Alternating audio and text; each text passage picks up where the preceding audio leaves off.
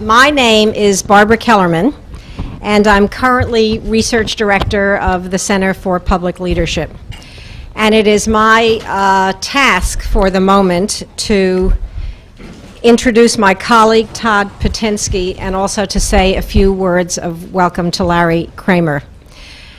I particularly am pleased to do this because it's about as authentic an introduction as I've ever been called on to give, as those who have heard me on the subject of Larry Kramer will attest.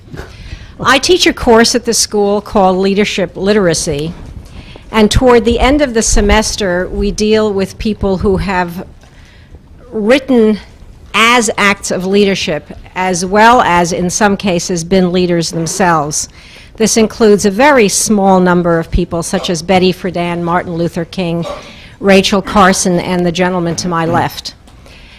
I actually consider Larry Kramer singular in so many ways that it would be impossible to recount them here. But for those of us who are interested in leadership, for those of us who are interested in the role of the individual as an agent of change, I commend to you the life and times of Larry Kramer. He is the real deal. My preferred label for him is the title of an article about him that was written for The New Yorker, I guess about a year or a little over a year ago, by Michael Spector, and the title of the article is Public Nuisance. Larry Kramer is a public nuisance, and I say that as the highest possible accolade. It is my honor and privilege not to introduce Larry Kramer, because that will be done by Todd Pittinsky, but to be able to listen to you, Larry. It is with great affection even and respect that I look forward to hearing you. So Todd, on to you and to Larry.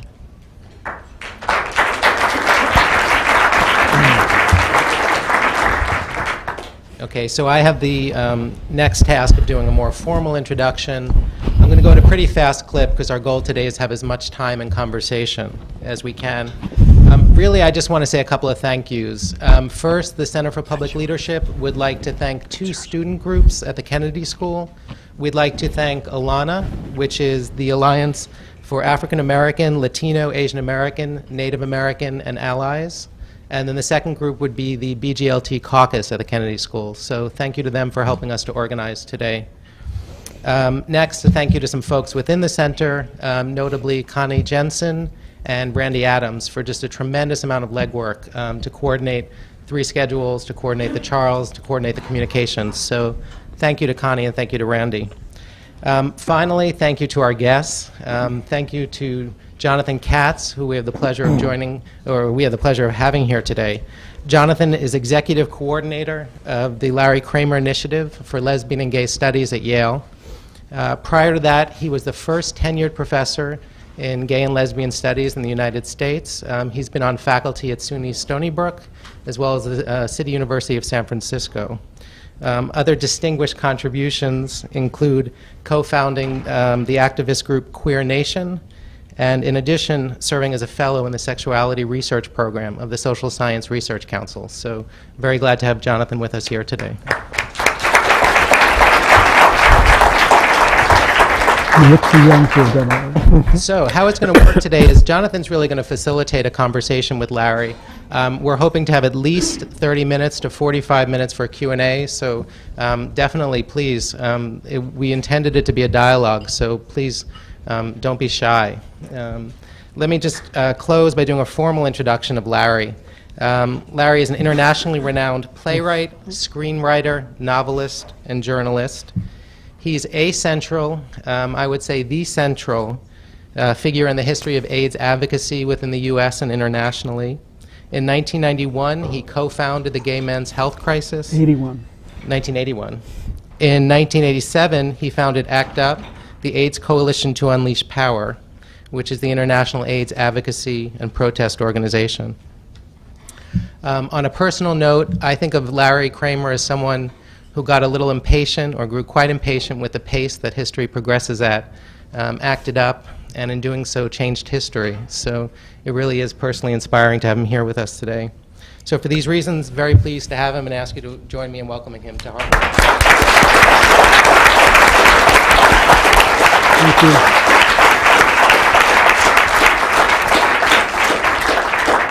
you. Larry, I thought it would be a good idea to begin by asking you to select out of your many accomplishments 2 or 3 that you think of as defining or central to your legacy.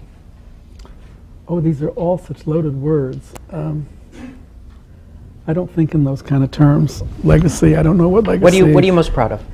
I guess LKI, the Larry Kramer Initiative. It took me, I don't know, 30 years to get Yale to accept gay studies as something worthy of being taught. I'm very proud of some of the things that ACT UP accomplished, of course. I'm proud of a lot of things, but it's hard to look at anything. At least I had an agent once in London, an incredible woman called Margaret Ramsey, Peggy Ramsey. I don't know if you ever saw a movie about Joe Wharton called Prick Up Your Ears. Vanessa Redgrave played Peggy Ramsey, and she was just like that, really over the top. And she represented every great writer in England, and I lived in England for 10 years, and I was just starting out as a writer, and she took me on, and she said something to me that I've always lived by and I've never forgotten. It is, don't believe your good reviews, because it'll go to your head, and there's much more work to do. And I guess that's pretty much how I feel. It's nice hearing all those things. I always think you're talking about somebody else, and I'm always amazed when anybody shows up or that anybody knows who I am, and because there is so much more work to do, and that's good. Hard to talk about achievements because they're only partial, not even victories, partial movements. Can I ask you, the combination of writer and activist is a rare one. Well, it's more European than American, and more South American than America. That's true. And that's another terrible thing about the arts in this country, I guess. I don't know. I never could understand why. I made a list somewhere of all the great American writers, and they would never said a word about AIDS, and it includes just about every great person you can think of. Mailer, Styron, Updike, Miller, on and on. Toni Morrison, and yet if practically every great European writer or South American writer has written about this. So, did you find writing constraining? Do you have a personality that likes a kind of social engagement? No, just the reverse. I'm essentially a shy person, and I get nervous when I'm away from my computer. Whatever. It's a great release to be able to. It was a great discovery for me when I realized that I could use my anger creatively. I happen to think, or I've come to think, that anger is a wonderful emotion. But like every other emotion, you have to learn how to live with it and deal with it. And when I realized that I had a gift of stringing words together that could somehow get to some people, that was a good feeling, and it still is. We tend to know you generally most broadly for your role in AIDS activism. Did you emerge sort of Athena-like at the dawning of the plague as an activist, or was there a previous activist history that has not been? No. I was, I guess I've written about this in somewhere or other, in Reports from the Holocaust. I mean, I was just a New York faggot like everybody else who was gay then. I didn't march in the parade. We used to be at Fire Island and we would make fun of all that.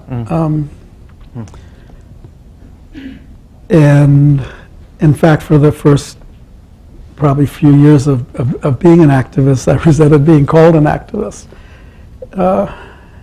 You know, it's just a label. And I didn't look upon it as complimentary originally. What came to be AIDS hit my friends first of all. All the houses at Fire Island that were near ours, people were getting sick, and so I was thrown into it, and that's basically how it all happened. I had gone to Yale, and at Yale there's sort of an extracurricular course in believing that because you went to Yale the world was yours.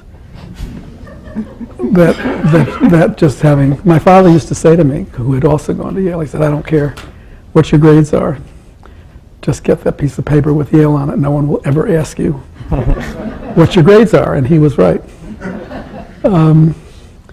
And I had spent, I don't know, 10, 15 years, probably more, in the film industry where I had been very successful. And not only before I made Women in Love, I was the assistant to the president of first United Artists, and then, or was it the other way around, Columbia. And I was used to power. I was used to helping run enormous companies with hundreds, thousands of employees worldwide, with huge budgets, with a great amount of latitude to make decisions. And I was used to people listening to me when I asked for something. Nicely, of course. And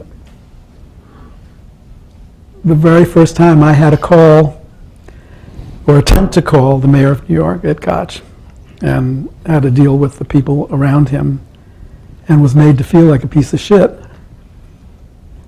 I got very angry, and that's what started it. It was the anger at being treated like a piece of shit, and you begin to realize how people all over the world are treated just like that. And it went from there. When you gave that famous sort of defining speech at the dawn of AIDS activism, did you anticipate its consequences? What were the series of decisions that led up to that speech? Did you think of it that you were going to spark a movement, or was that an unintended consequence of it? Which speech are you talking about? 1200 counting. Oh, that was a speech. It was an article I wrote for the Native, and there was a New York Native was a gay newspaper that existed for a while. No, but the question is, did I know anything was going to happen?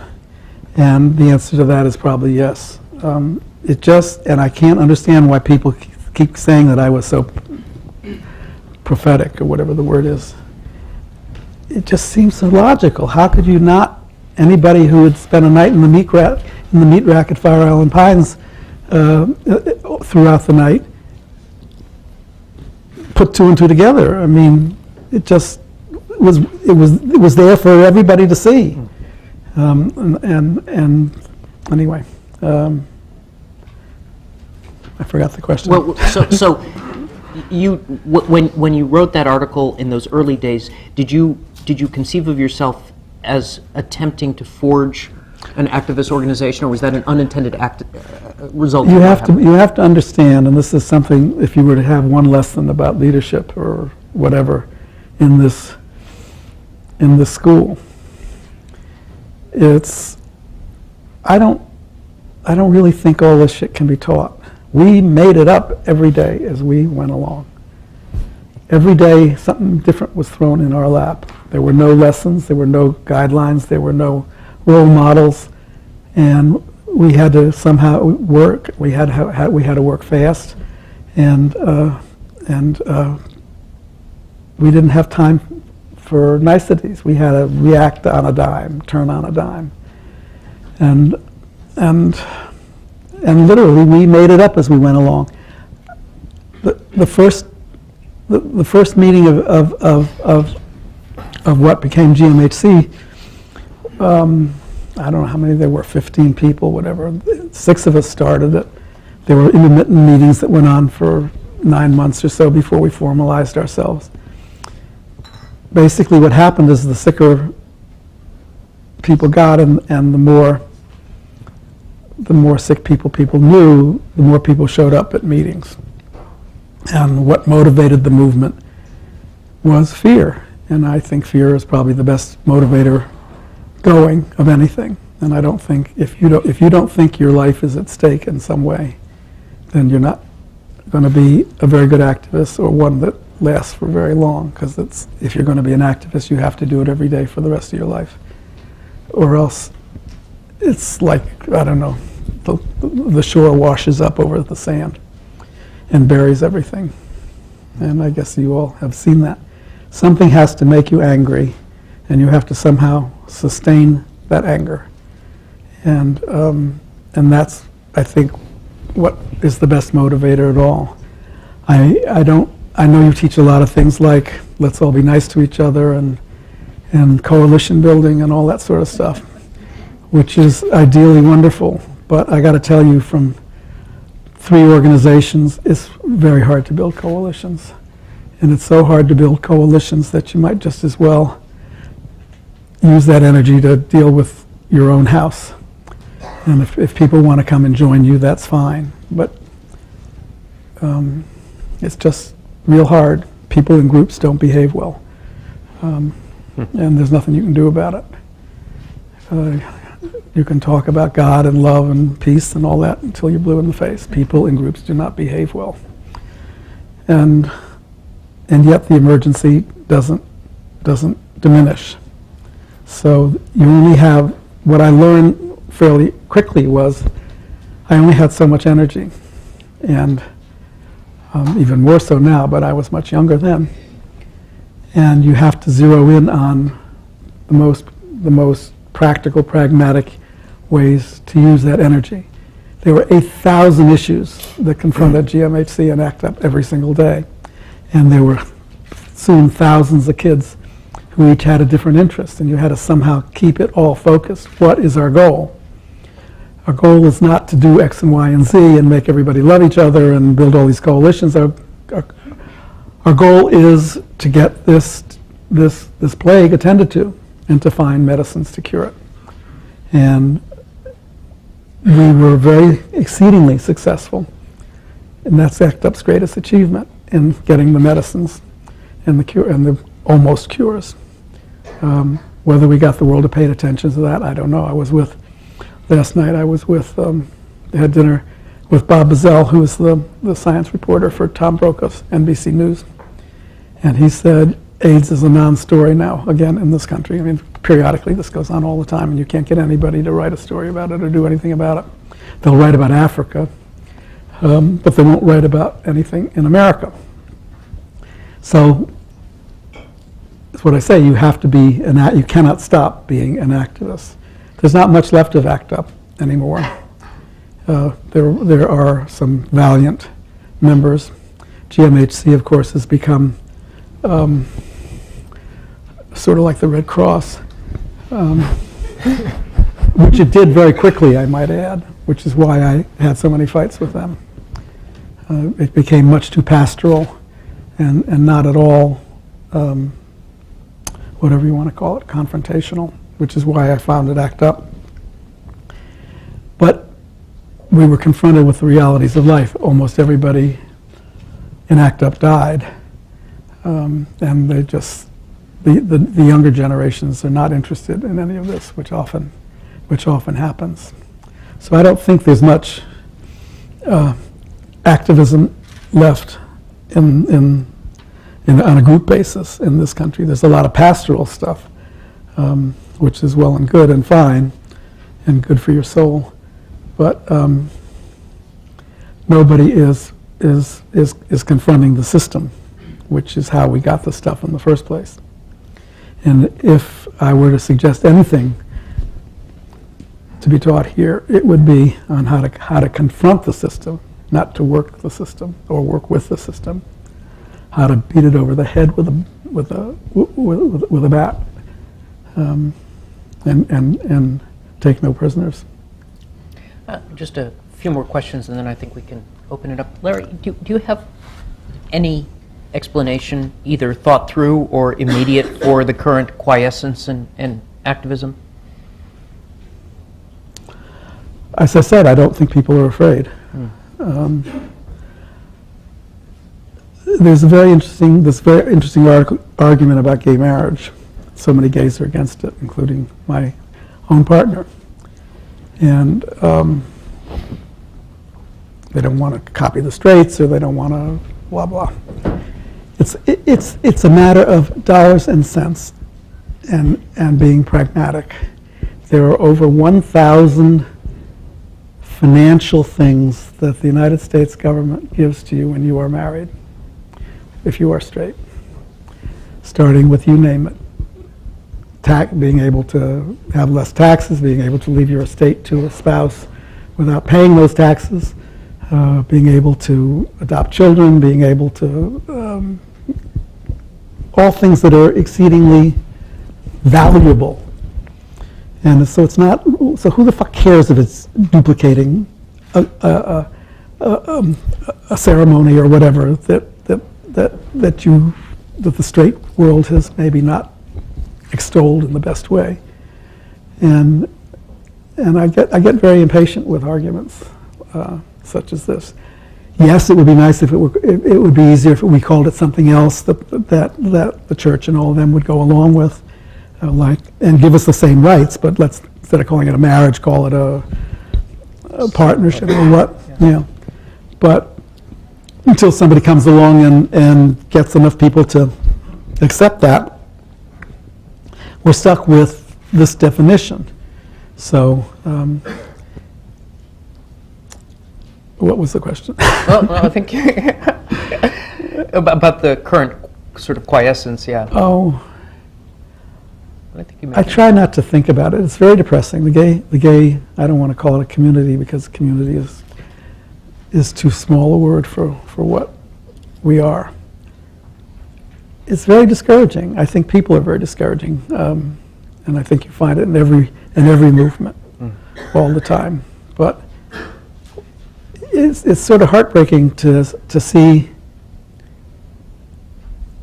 infections on the rise again in the gay world when people know better by now. And it's like a slap in the face to everybody who died. It's a slap in the face to all the work we did. Just so, we didn't fight like hell to get you the medicines for you to go out and have unsafe sex just because the medicines are there. Very dispiriting. I try basically not to think about it. I occasionally write about it and I talk about it here. It's hard to accept that so many people whom you love have so little sense of responsibility to themselves and to the world, and that's in essence for everybody as well. How much of the famous or infamous Larry Kramer combativeness is performative? How much of it is strategic and calculated, and how much comes sort of straight through? It was never strategic and calculated. I'm a very instinctive person, and prick me and I scream. I was amazed the first time I was called the angriest gay man in the world or whatever. And I don't think people, when they interview me, they say, "Oh, you're such a pussycat," and I guess that's how I look at myself. But I realized that the description was useful, and so I allowed it and didn't counteract it. But it was never ever instinctive. I never rehearsed a speech in front of a mirror or thought of ways to make people get off their feet. Everything I've written is always out of my own passion, and I hope it shows that. I hope it doesn't appear calculated. I wouldn't know how to calculate it. And can you say something about your current activist investments in addition to HIV? Oh, activist investments, my life. What issues?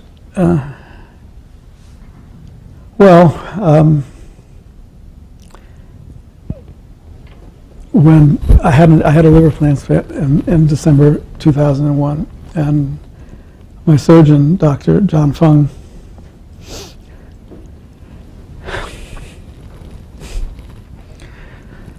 I don't know why I'm getting broken up about this, who saved my life, asked me,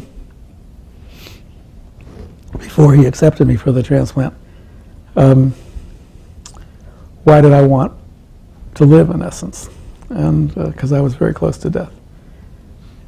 And I gave him two reasons. One was that I wanted more time with my lover, David Webster, and the other was that I've been working, as many of you may know, on an exceedingly long and way overly ambitious book called The American People, A History, which I actually started before when I finished Faggots in 1978. And it's now some 3,000 pages long. And you'll be happy to hear that my editor likes it the way it is and does not want it cut. And I was terrified that I would die before I would finish it. And that's what was the second reason I gave. So my main impetus or whatever now is finishing the book. And I hate leaving a computer. And so I don't have as much time for the kind of street activism that I grew up on. I have to finish this book. And I can see the end in sight now, but it's still certainly a couple more years. And while my health is fine, it's, you never know, as we all know. And when I do something, when John hears that I've come to Harvard or Michigan, where I'm going next week or something, and while he's happy for me to do so, he will invariably say, "You promised me a book." And indeed I did, and myself. So I would like very much to be much more involved in the issue of transplantation and organ donation, which does interest me, and which is as big a mess as anything else in this country is, which means a great deal. It's an issue that, like AIDS, no one wants to write about or talk about very much, or think about. We were forced to think about AIDS, and that's usually when issues get attended to, is when you're forced to think about something. If anyone were to say to you, you could die tomorrow because suddenly you got liver disease or cancer of the kidney or something, but by the time you got it, it was too late for you to become an activist on behalf of that. That's basically a problem. It's an issue that for some reason holds no interest, it would appear, to the media, to the public, to leaders. It's a hot potato issue for a politician for some unknown reason, probably religious ones. And it's very hard. Anyone will let me write an op-ed piece about AIDS, but they won't let me write an op-ed piece about the mess in transplantation. Mind you, the numbers, of course, are not nearly so horrific as they are for HIV.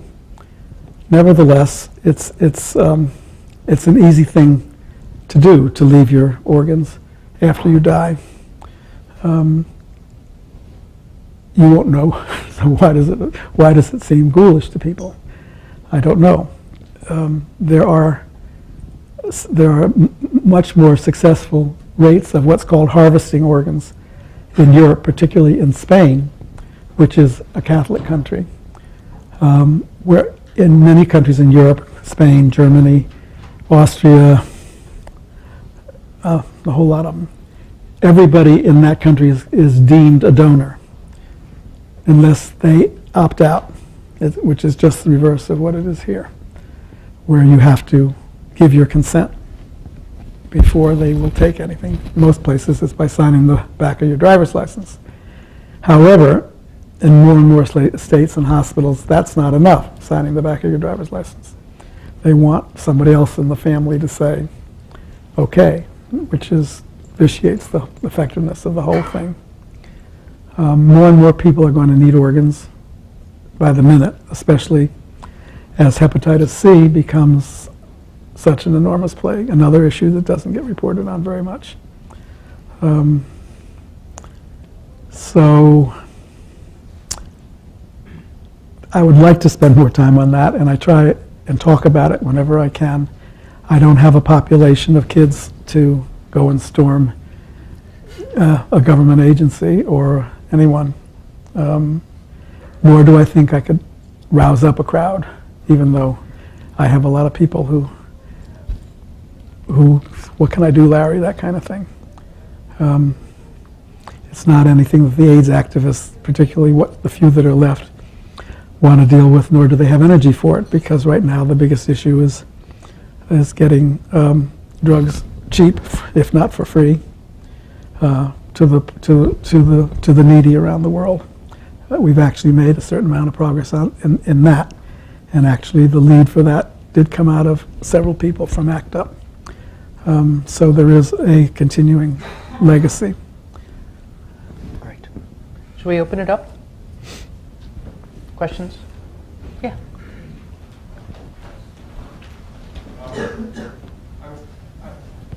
wonder, I was a bit surprised when I heard in the State of the Union address, Bush talk about advocating spending money, allocating money for global AIDS treatment and prevention.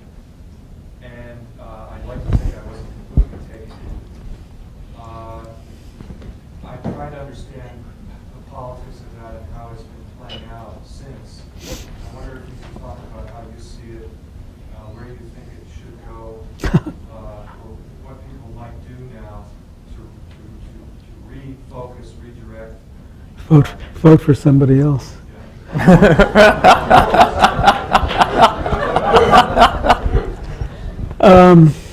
You were surprised that it happened. You mean all that money?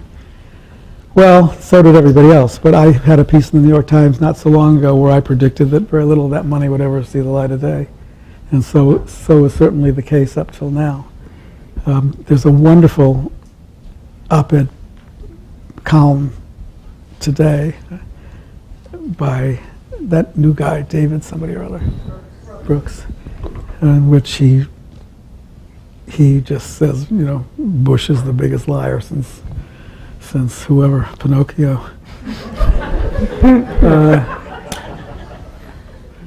And that more and more of that, I gathered the Time had a cover last week or something where it said, not by a long shot, whatever. And it's amazing that so much of that is beginning to surface, which is great.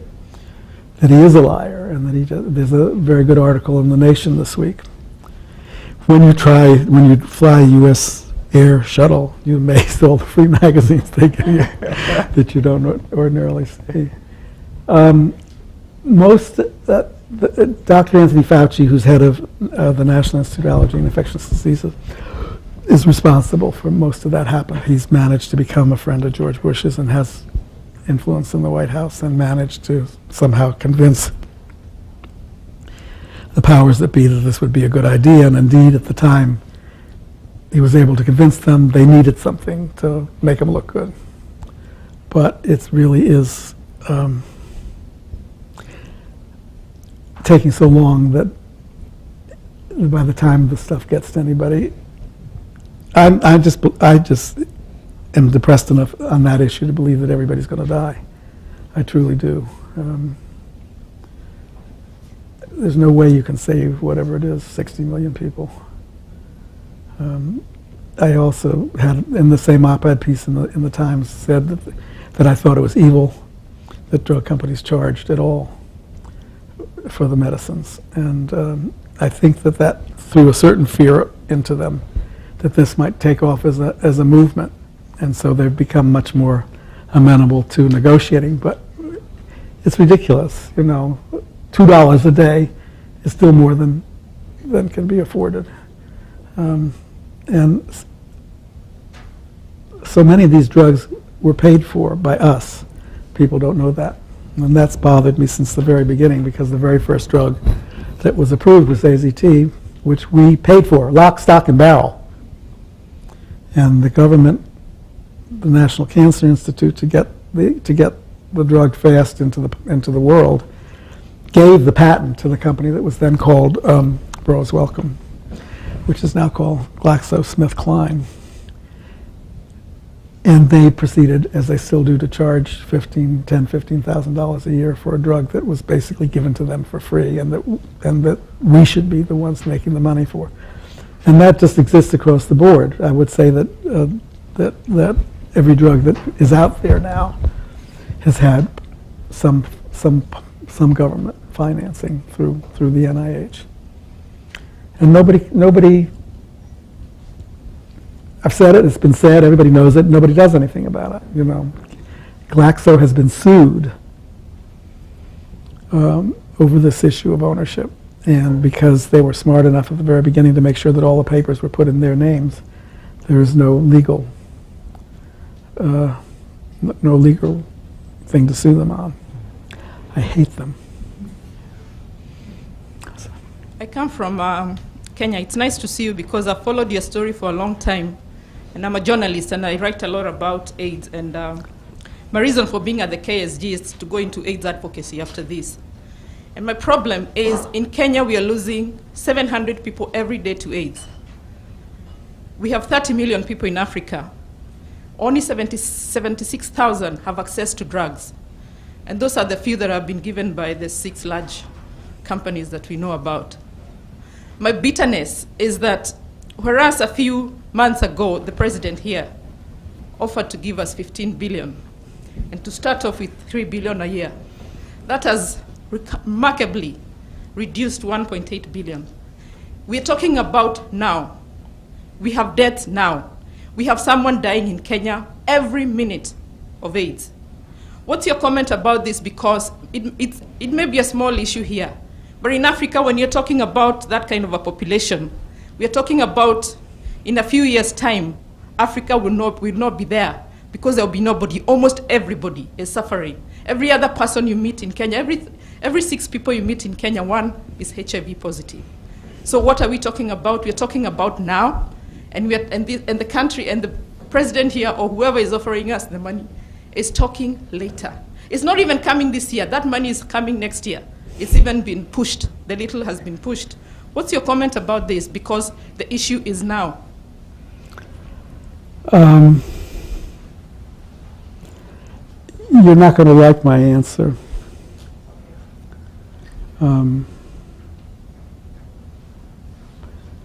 What's the population of Kenya? Well, 3 years ago we were. What is it? What I it? don't think so anymore. You have to. While I certainly think the pressures of all sorts have to be brought upon our country and on our government, there's remarkably little activism of a confrontational nature in any of these countries. There are a lot of activists there. I know many of them myself, and it's like the early days here, where you just cannot get the people off their asses to fight for their lives. You're there, and somehow these people, your people, have to be made to shove it in their faces. Well, do all the things that we did to get our drugs. Tie up governments, tie up industry, tie up traffic, tie up everything you can think of. Sit-ins in presidents' offices. Pour fake blood in department stores. I mean, they're legendary things that we did. How this man, Mbeki, gets away with this shit, why somebody hasn't assassinated him, is beyond me. What is wrong with the population of that country that they let him get away with this? And he still to this day is saying, whatever, it's not a disease, the drugs don't work, blah, blah, blah. The man is certifiably insane. And yet, He gets away with it. And after a while, you have to realize nobody is going to save you but yourselves. And I don't know how you get that message out to the people. You're going to die anyway, so you might as well die valiantly, somehow. I can see the faces of my kids in 1988, 87, 88, 89, when things were really desperate, and people rushing up to me at meetings and saying, who were sick, saying, have you heard of anything in the pipeline, anything that's coming along that I can take? I'll take anything. They're all dead now, but they were out there fighting to get those anythings. There isn't one government building in Washington that we didn't penetrate somehow. We knew the system inside out. We knew the bureaucracy inside out. We knew the pharmacokinetics of the medicines inside out. If need be, and indeed several times we did, we actually had several of the early drugs manufactured ourselves in Canada and passed around. We stole the formulas from the pharmaceutical companies. Those drugs that are out there now didn't just materialize because a lot of people walked around the streets with banners. We scared the shit out of them. And we knew what we were talking about. That's another thing that we learned how to do, is we educated ourselves. We knew more about the science, the medicine of AIDS, than the doctors did, than the pharmaceutical companies did. I took two of my guys once to a meeting with Bristol Myers, with the scientists at Bristol Myers who were not giving us whatever drug they had then, DDI. And at a break, I was in the John, and one of the doctors said to me, referring to one of the boys, that Harrington person, that he's Dr. Harrington, isn't he? He wasn't a doctor, but he had taught himself everything. Early on in ACT UP's history, an amazing woman came into our presence. Just a dowdy Dr. Iris Love. She was a PhD microbiologist, and she said, you guys don't know anything. And we didn't. And she said, I will teach you what I know. And she formed these little groups, and she taught them everything that was known about HIV at the time. How do you apply for government grants? How do you deal with the system of grants? How do you deal with the NIH and the FDA? We didn't know what they were. The NIH, the FDA, were a bunch of letters. They're enormous bureaucracies. How do you penetrate these systems? You have to know all that so that you can, in essence, be the enemy and get behind the enemy lines. And that's the mentality you have to use. You have to know more than they do. They have to be frightened of you. I would sit down at drug company negotiations, and I would look at the man next to me, and he would be shaking, and I would turn to the other guy on the other side of me who would say, I'd say, what's wrong with Dr. So-and-so? And he would say, he's scared of you. Great. They got to be frightened of you. Becky has got to be frightened of those people, of his people. He shouldn't be allowed to leave his whatever in his limousine without people throwing eggs at him. That's how you get things in the system. You do not get more with honey than with vinegar. Don't talk to me about that. You get it by being harsh, demanding, and in their face, constantly. So yes, I have great sympathy for, obviously, for Africa and the people there. But it is tempered by this knowledge. You know, I've heard people come and make the same plea that you do. Everybody comes to America asking for us to take care of you. And in many instances, we want to take care of you. But there are everybody wants to be taken care of, and there are a lot of populations in this country who don't want to take care of you. But you can't look to others to take care of you when you won't take care of yourself.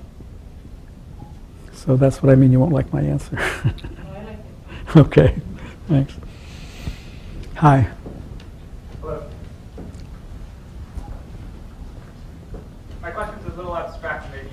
Orion, stand up. Sorry, my name's Orion.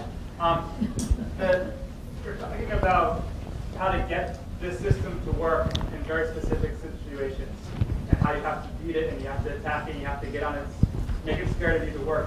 But it seems like there's also, and that battle has to be constantly fought. You never stop fighting that battle. But is there any, in your vision of activism, is there any way to fix the system, change the system, or win something in such a way that you don't have to fight that particular battle over and over again? No, no, no, and no.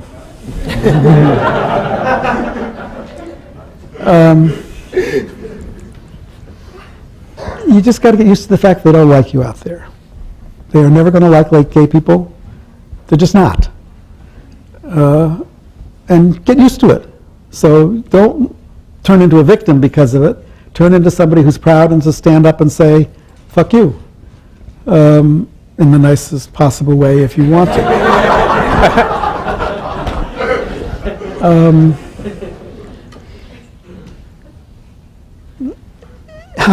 How many people from the Harvard Kennedy School are in the government now running the government? So that says something about how effective whatever it is you're teaching here is. This country is in as big a mess as I've ever seen it, this government.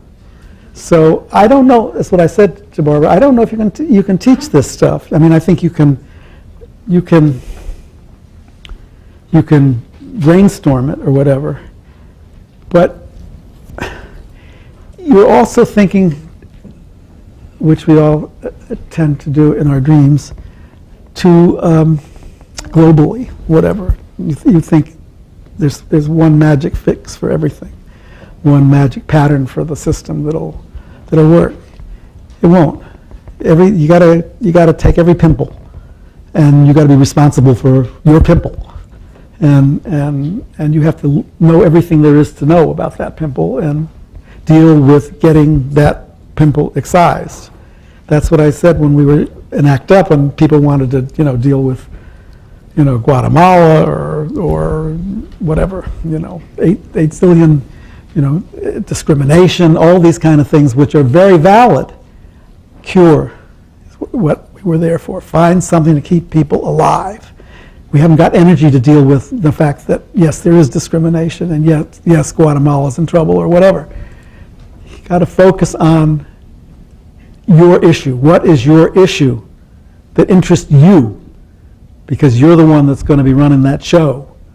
It's like when you write a novel, you don't, I should apply it to myself, but it's not true. When you write a novel, you focus on, you zero in on what you're trying to say. What gets your juices going? People say, what can I do? And I say, what do you want to do? What makes you angry? What would sustain your energy? And learn all you can about it. Who are the heavies? Who are the cast of characters? And they're usually far fewer than you think. You're never going to get to George Bush. I mean, you can get to George Bush symbolically. You can chain yourself to the White House fence or whatever. But, there are always 8 zillion assholes down the line who control everything. And that's what you find out. People we had to wound up dealing with, we'd never heard of before. And they change constantly, such being the nature of bureaucracy. It takes a lot of energy and a lot of work. And that scares everybody more than anything. No, I don't think there's anything that can fix the world. There are a lot of things we can do to alleviate certain things. And that's the best. Yeah. I'm very involved in the fight for marriage here in Massachusetts, and I wanted to get some of your insights. One is... When is that decision being handed down? Any day. Oh, please, it's like 3 months now. Yeah, it was mid-July was the court's internal deadline, which they skipped over. And we really... Have they actually decided it and not released it? There are dozens of rumors. Nobody really knows. So we're waiting each day. 8 o'clock in the morning, the court posts which decisions are coming out, and we check and get ready. But I wanted to get your insights on a couple of things. One is sort of the agitator game, or it's not a game, but agitating and grassroots organizing and pushing versus sort of an inside game of trying to get powerful people or talk to other powerful people. Why does it have to be either or? It doesn't. Yeah.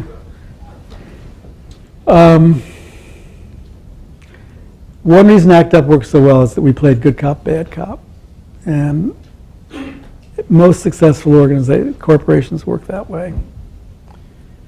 You have somebody being nice to them, and you have somebody kicking them in the ass. And I've been a part of enough regular corporations to have seen it very effectively.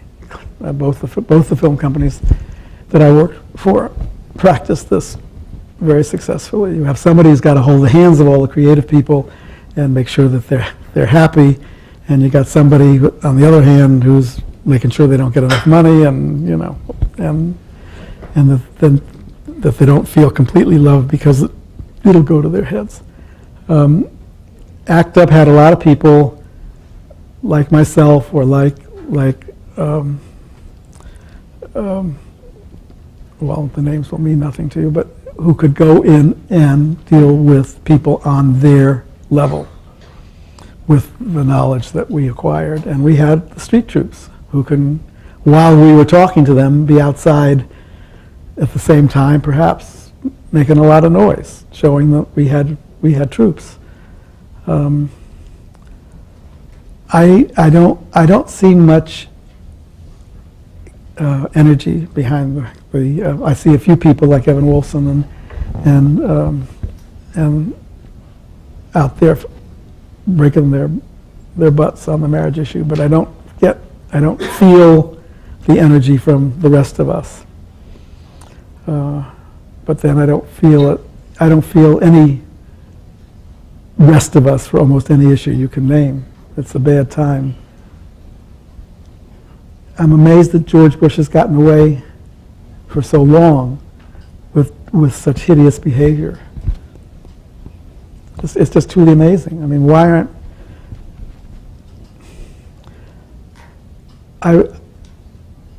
when we had I remember in the early days of ACT UP, we had a demonstration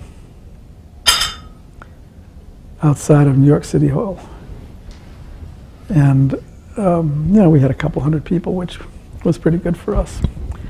And there was a journalist there from Brazil, a woman, and she came over to me and she said, "You call this a demonstration?" She said, "When in my country, when they raise the bus fare, they burn the buses."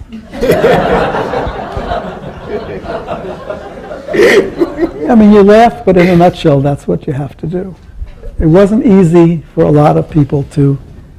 We never burned buses, and we never destroyed property, and we never did a lot of the things that a lot of us would have been happy if we had done. I tried to, in one of my more desperate acts, to gather a group of people to learn how to fire weapons and learn how to handle guns. And got no takers. Just to scare people or whatever. But you have to think in those terms. You cannot be. I think right now in Massachusetts, there's not much you can do until the decision comes down. It wouldn't help to protest, I don't think, at this point. I may be wrong, but sit it out and see what happens. If it's against us, then you make a lot of noise. If you're able to raise the forces to do so. But right now, it'll just sort of scare them, I think, if it's on the fence in any way.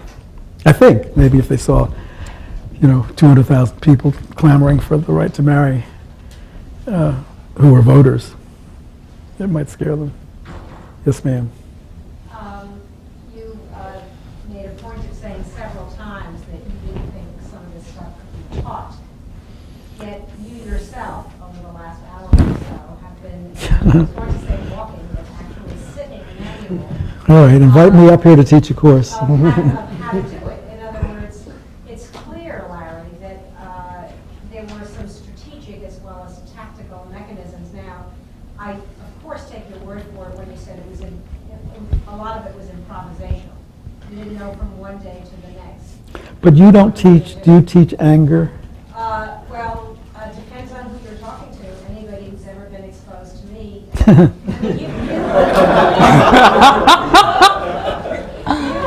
made a point that I think it's peculiar to say it in a school of government. But in fact, many people, because we're so damn blessed in this country, and so damn blessed to be at Harvard, that your throwaway line about how people in groups generally don't behave very well, that's not a line that people around here necessarily, obviously many do, but necessarily viscerally understand. Now, a lot of this is nasty. It's not all adorable. Oh, but you've had a lot of nasty stuff happen here in the last few years with your president and his relationship You to... can talk about anything. You can't talk about president.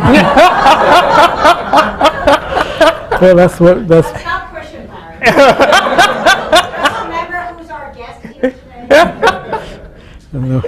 I'm just interested in the juxtaposition. On the one hand, you're saying, gee, you can't really teach this. Well, anger, fine. If you want to say that fear and anger are the prerequisites, but once you're, a lot of people are afraid, and a lot of people are angry. We learn. And yet there is stuff that, We learned by doing it, and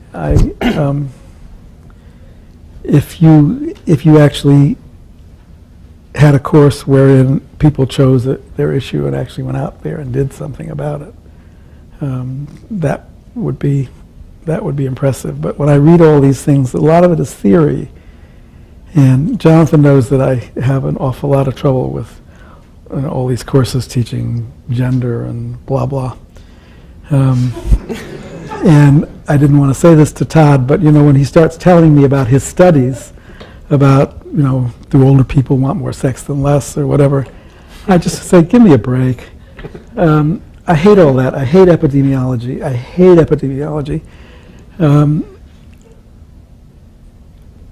What do you got when you know it? All right, old people who have more sex than you think they have. Great. What is he going to do? What are you going to do with that? Somebody's going to go out and give them condoms more or whatever. So much of what we study is, I think, a waste of time. You only have so much time, and you have to learn how to use it effectively.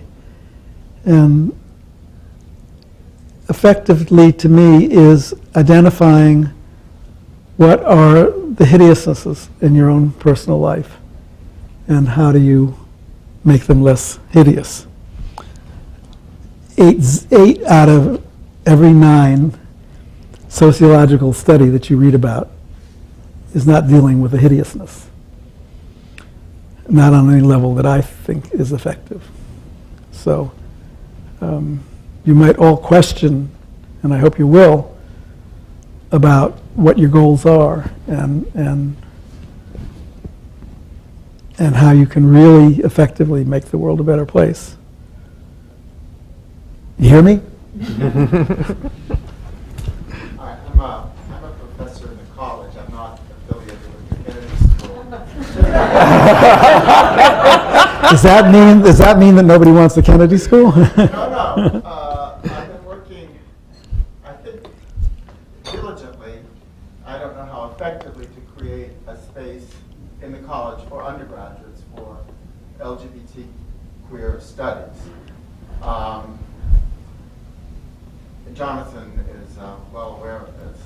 And while I would be perfectly happy to have a few things to say about the president here, I will ask instead that you, the two of you perhaps, reflect on the challenges and the opportunities for programs of study, academic programs of study. This is one of the, I suppose, the battles that may seem very small in many ways that I've decided to focus my energies on. And repeatedly, every single dean, virtually every chair of every department, and certainly President Larry Summers, will raise questions as to the validity. Familiar with that. Mm-hmm. And comments perhaps from both of you on this. We don't have a Larry Summers at Harvard yet. In fact, Larry Kramer. Larry Kramer. Sadly, you do have a Larry Summers.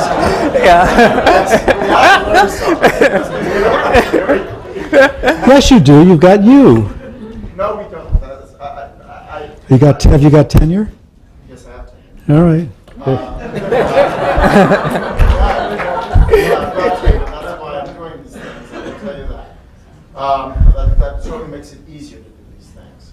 But even with potential donors, we have to struggle with the desire on the part of the university for unrestricted donations. That is to say, donations that would come from queer people that would go for superconductors, for example, or for more buildings in Alston and Brighton. There are any number of challenges here. And since you started by saying, when Jonathan asked you that somewhat embarrassing question about the legacy, you immediately referred to the Larry Kramer Initiative at Yale. And I was hoping you could share some thoughts for us here at Harvard. Well, again,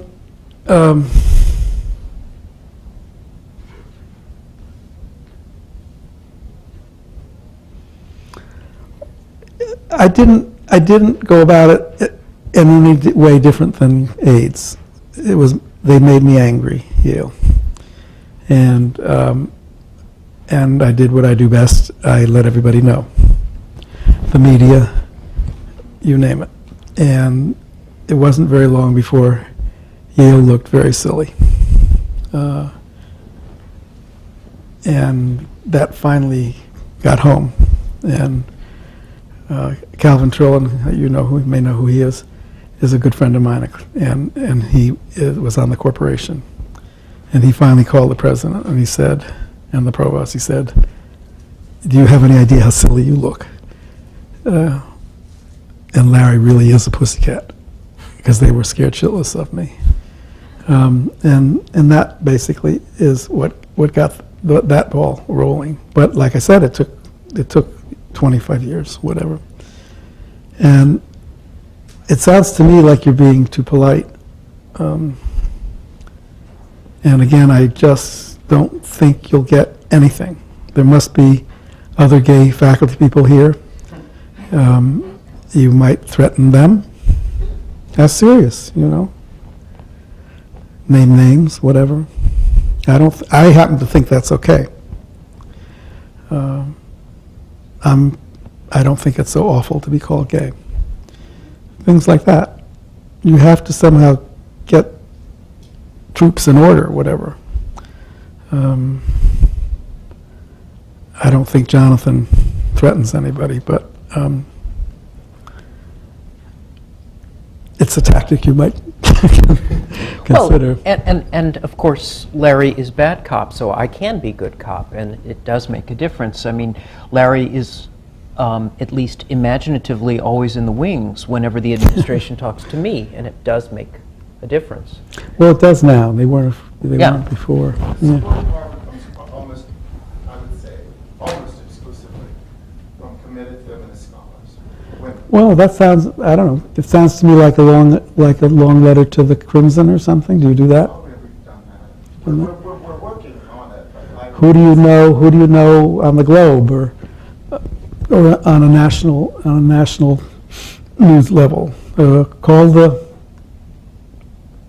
I kid you not, call the Journal of Higher Education, find out who's there. That's really as something worthy of being taught. I'm very proud of some of the things that ACT UP accomplished, of course.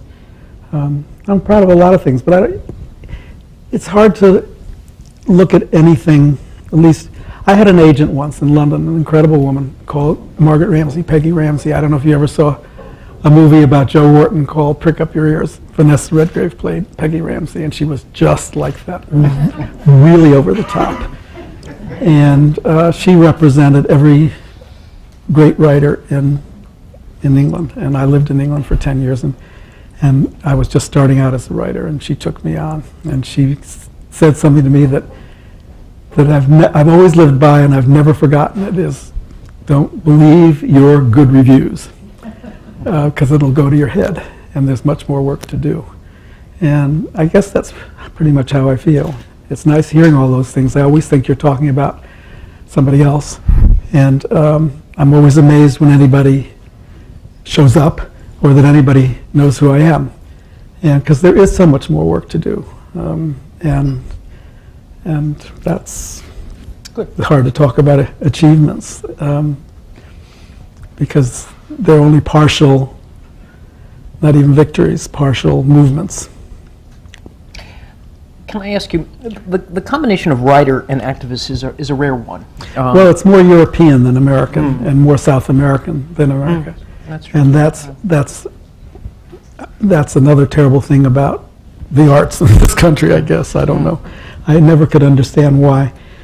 I made a list somewhere of all the great American writers, and they would never said a word about AIDS, and it includes just about every great person you can think of. Mailer, Styron, Updike, Miller, on and on. Toni Morrison, and yet if practically every great European writer or South American writer has written about this. So, did you find writing constraining? Do you have a personality that likes a kind of social engagement? no, just the reverse. I'm essentially a shy person, and I get nervous when I'm away from my computer. Whatever. It's a great release to be able to. It was a great discovery for me when I realized that I could use my anger creatively. I happen to think, or I've come to think, that anger is a wonderful emotion. But like every other emotion, you have to learn how to live with it and deal with it. And when I realized that I had a gift of stringing words together that could somehow get to some people, that was a good feeling, and it still is. We tend to know you generally most broadly for your role in AIDS activism. Did you emerge sort of Athena-like at the dawning of the plague as an activist, or was there a previous activist history that has not been? No. I was, I guess I've written about this in somewhere or other, in reports from the Holocaust. I mean, I was just a New York faggot like everybody else who was gay then. I didn't march in the... You look too young to have done it. So how it's going to work today is Jonathan's really going to facilitate a conversation with Larry. We're hoping to have at least 30 minutes to 45 minutes for Q&A, so definitely, please. We intended it to be a dialogue, so please don't be shy. Let me just close by doing a formal introduction of Larry. Larry is an internationally renowned playwright, screenwriter, novelist, and journalist. He's a central, I would say the central, figure in the history of AIDS advocacy within the U.S. and internationally. In 1991, he co-founded the Gay Men's Health Crisis. 1981. In 1987, he founded ACT UP, the AIDS Coalition to Unleash Power, which is the international AIDS advocacy and protest organization. On a personal note, I think of Larry Kramer as someone who got a little impatient or grew quite impatient with the pace that history progresses at, acted up, and in doing so changed history. So it really is personally inspiring to have him here with us today. So for these reasons, very pleased to have him and ask you to join me in welcoming him to Harvard. Thank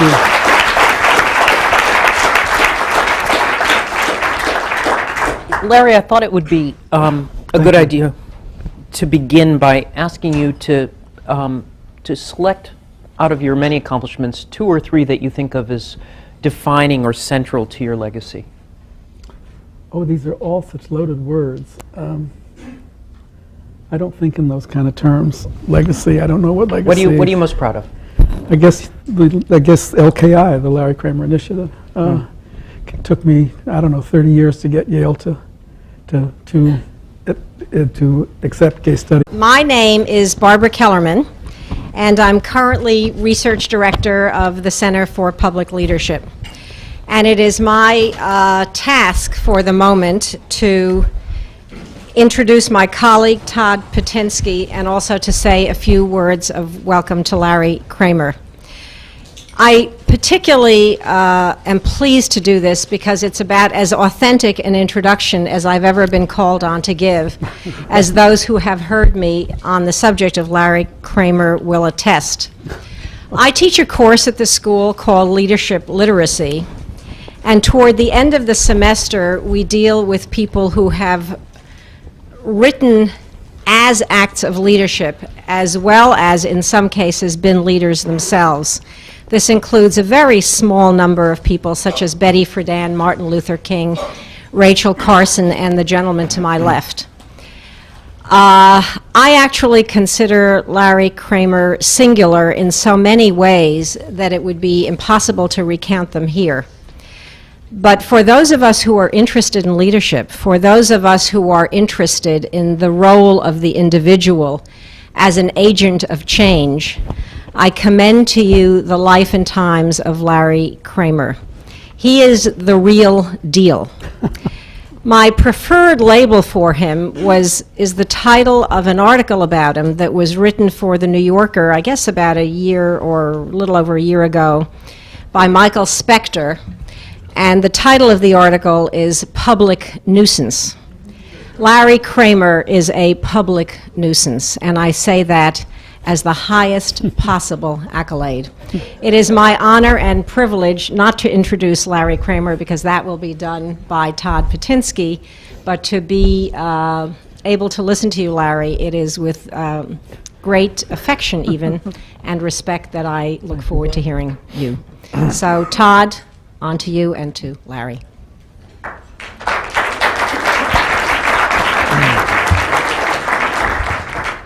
Okay, so I have the next task of doing a more formal introduction. I'm going to go at a pretty fast clip because our goal today is to have as much time and conversation as we can. Really, I just want to say a couple of thank yous. First, the Center for Public Leadership would like to thank 2 student groups at the Kennedy School. We'd like to thank ALANA, which is the Alliance for African American, Latino, Asian American, Native American, and Allies. And then the second group would be the BGLT caucus at the Kennedy School. So thank you to them for helping us to organize today. Next, a thank you to some folks within the center, notably Connie Jensen and Brandy Adams, for just a tremendous amount of legwork to coordinate 3 schedules, to coordinate the Charles, to coordinate the communications. So thank you to Connie and thank you to Randy. Finally, thank you to our guests. Thank you to Jonathan Katz, who we have the pleasure of having here today. Jonathan is Executive Coordinator of the Larry Kramer Initiative for Lesbian and Gay Studies at Yale.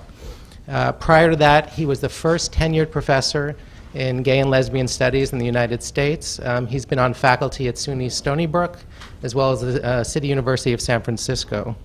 Other distinguished contributions include co-founding the activist group Queer Nation, and in addition, serving as a fellow in the Sexuality Research Program of the Social Science Research Council. So very glad to have Jonathan with us here today.